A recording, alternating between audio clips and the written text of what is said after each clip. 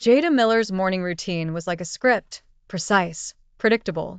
Her apartment mirrored her obsessive nature, tidy, ordered, and cold. Today, though, something felt different. Anticipation buzzed in her veins.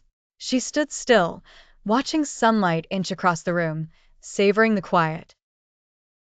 Jada's interest in serial killers began when she was a teenager, bored in a dusty bookstore. She devoured books on Bundy, Dahmer, Wernos. Each story thrilled her, a forbidden peek into darkness. It was a fascination she nurtured privately, a secret hobby that was slowly consuming her thoughts. The coffee table overflowed with books, photos, and notes. This was more than a hobby now, it was an obsession. But Jada was tired of being an observer. She wanted to feel what they felt, to experience that same power and control. Today, she would finally cross that line. Jada sipped her coffee, her mind replaying every detail of her plan. She'd studied crime scenes, police procedures, rehearsed every step in her head. Everything was ready. Today wasn't just another day, it was her first step into a new reality.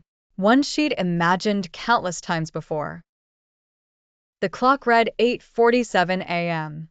Perfect timing. Her job as a paralegal was the perfect cover. No one noticed her long hours or solitary lifestyle. No friends, no family to pry. She was invisible, a perfect predator. And she'd picked her first target carefully, Robert Hansen, a lonely, unremarkable accountant. Robert's routine was predictable, his life forgettable. Jada had followed him for weeks, noting every habit, every vulnerability. He was just another face in the city's grind, and that made him perfect.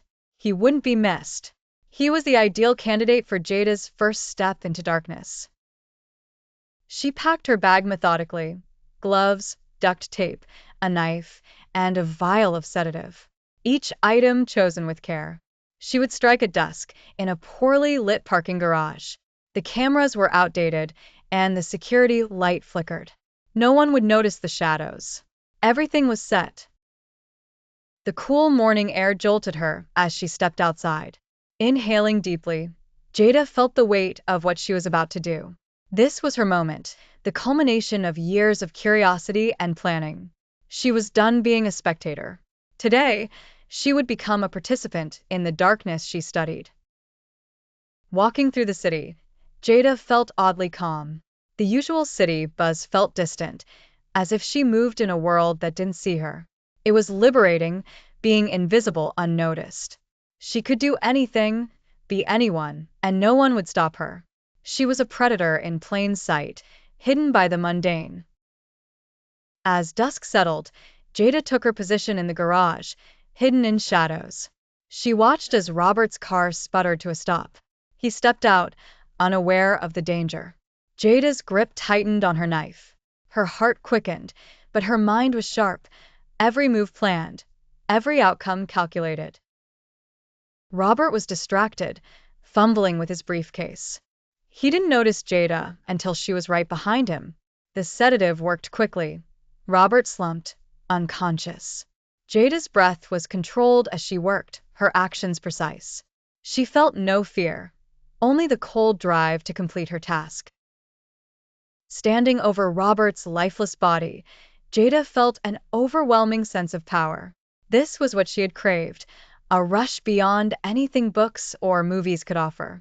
Control, dominance, the thrill of playing God. She left the scene as quietly as she'd come, blending into the night, exhilarated. Her heart still pounded, but it wasn't fear. It was the thrill. Jada was no longer just a paralegal with a fascination for crime. She was something more, something dangerous. This was just the beginning. Jada Miller had crossed the line, and there was no going back. The darkness was her new reality.